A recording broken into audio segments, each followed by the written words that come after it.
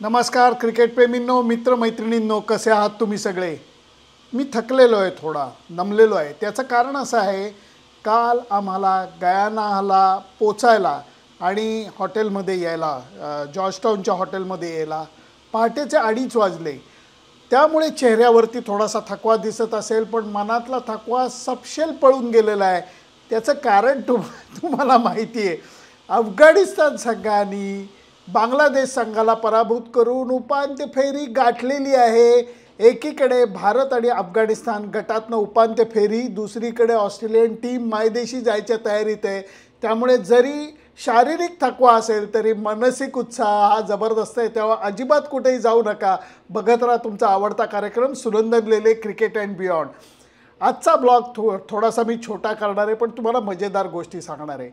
आमचं जे विमान होतं ते सेंट लुशियाहून बार्बेडोसहून गयाना असं होऊन आज रात्री आम्ही गयानाला पोचणार होतो. पण आमचं नशीब काहीतरी नक्कीच जोरावरती आहे. ICCनी मला, निलेशला, अजून 3 पत्रकारांना चक्क टीम फ्लाईटमध्ये बोर्ड करायची परवानगी दिली. त्यामुळे रात्री 10:30च्या सुमारास आमचं विमान हे सेंट लुशियाहून उडालं आणि ते इथे येऊन पोचलेलं आहे गयानाला रात्री साधारणपणे 12:30ला. आता तुम्हाला सांगतो, इतक्या गमती जमती असतात. सेंट लुशियाचं जे विमानतळ आहे ते विमानतळ मुख्य आम्ही आणि संघ राहत असलेल्या हॉटेलपासनं 2 तासाच्या अंतरावरती आहे. 70 किलोमीटरवरती होतं. त्यामुळे लोक तर गमतीने म्हणत होते अजून एक 15-20 किलोमीटर प्रवास केला तर कदाचित गयानाच येईल, म्हणजे असे विनोद चालले होते. आणि त्याच्यानंतर तिथं गेल्यानंतर असं कळलं की आमचं जे विमान आहे त्याचा चेक इन काउंटरच नाही आहे. पण नंतर लक्षात असं आलं की ते चेक इन काउंटर म्हणजे चार्टर एअरक्राफ्ट होतं, त्यामुळे चेक इन काउंटर नव्हता. आमच्या सगळ्यांचे पासपोर्ट घेतले गेले आणि अगदी शांतपणे हळूहळू करत आम्हाला सगळ्यांना बोर्डिंग पास दिले गेले आणि आम्ही आज जाऊन बसलो. आम्ही विमानतळावरती जेव्हा पोचलो तेव्हा एक साधारणपणे 30 फक्त प्रवासी तिथनं प्रवास करायला निघाले होते. त्यांची लॉटरी लागली, कारण भारतीय संघाला जवळनं त्यांना बघता आलं, एकदम जवळनं. फक्त खेळाडू खूप थकलेले होते, कारण त्यांना हा 2 तासाचा प्रवाससुद्धा अंगावरती आलेला होता. रोहित शर्मा किंचित चिडचिडा झालेला होता. त्याच्या कडेवरती त्याची लहान मुलगी गाढ झोपलेली होती. जसप्रीत बुमराचा मुलगा मात्र मस्त खेळत होता अंगद, कारण 2 तासाच्या प्रवासामध्ये म्हणजे हॉटेल टू सेंट लुशियाचं हे विमानतळ याच्यामध्ये त्यांनी मस्त झोप काढली होती, त्यामुळे तो फ्रेश होता. जे कॉमेंटेटर्स होते रवी शास्त्री, सुनील गावस्कर, हर्षा भोगले हे सुद्धा आमच्या फ्लाईटला होते. त्यामुळे हे सगळं बघताना मजा आली, कारण ज्या वेळेला सुरक्षा व्यवस्था पार करून रोहित शर्मा मुलीला घेऊन आत आला तेव्हा 30-40 जे प्रवासी हजर होते त्यांनी चक्क टाळ्या वाजून रोहितचं स्वागत केलं. आणि रोहितनी ते बघितल्यानंतर त्याला खुदकन हसू आलं. फक्त नंतर त्यांनी असं केलं, कारण तो म्हणला माझी पोरगी झोपली आहे, जास्त आवाज करू नका. लोकांनी सुद्धा ते लगेच ऐकलं आणि नंतर चार्टर फ्लाईट आमचं उडालं आणि गयानाला येऊन पोचलं.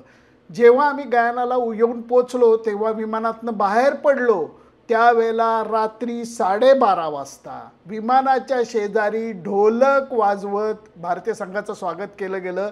खेळाडूंना हसावं का रडावं कळत नव्हतं.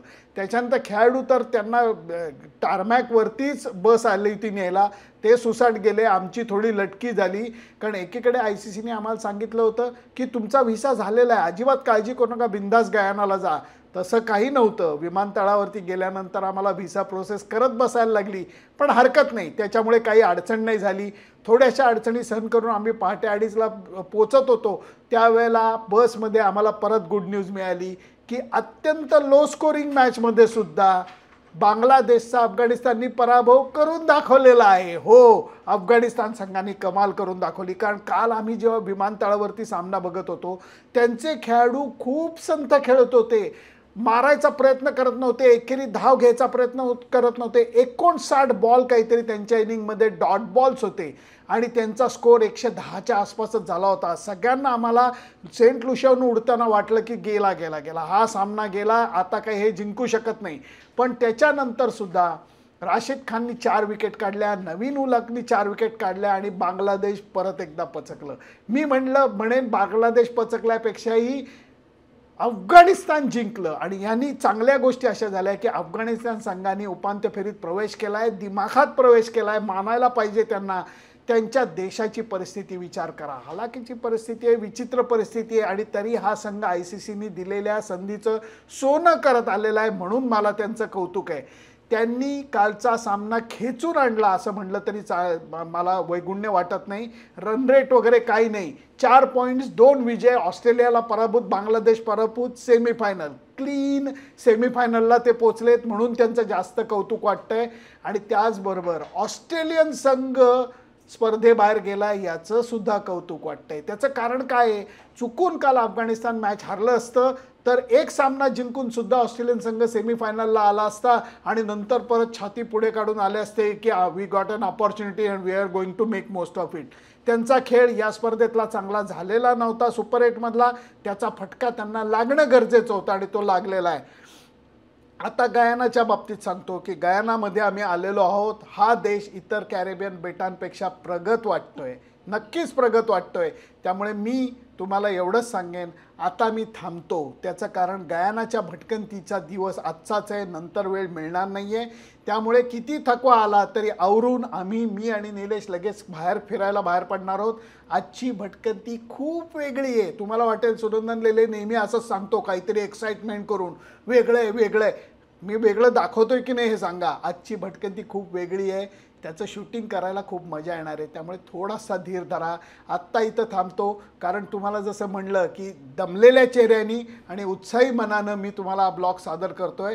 त्याचं कारण अफगाणिस्तान संघानं उपांत्य फेरी गाठली आहे, त्याचा आनंद झालेला आहे. भारतीय संघाबरोबर प्रवास करायला मिळाला त्याचा एक आनंद आहे. आणि त्याचबरोबर आता गयानाला वेगळ्या ठिकाणी फिरायला जायचं आहे म्हणूनही आनंद आहे. त्यामुळे तुमची रजा घेतो आणि नंतर गयानाच्या भटकंतीचा ब्लॉग तुम्हाला वेगळा सादर करतो. पण अफगाणिस्तानच्या विजयाबद्दल तुम्हाला काय वाटतं?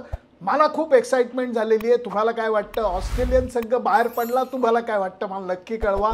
त्याच्याकरता माझं Facebook page, Instagram channel, YouTube account like, share आणि सबस्क्राईब करायला विसरू नका. चला पटकन लाईक, शेअर आणि सबस्क्राईब करा. Bye bye.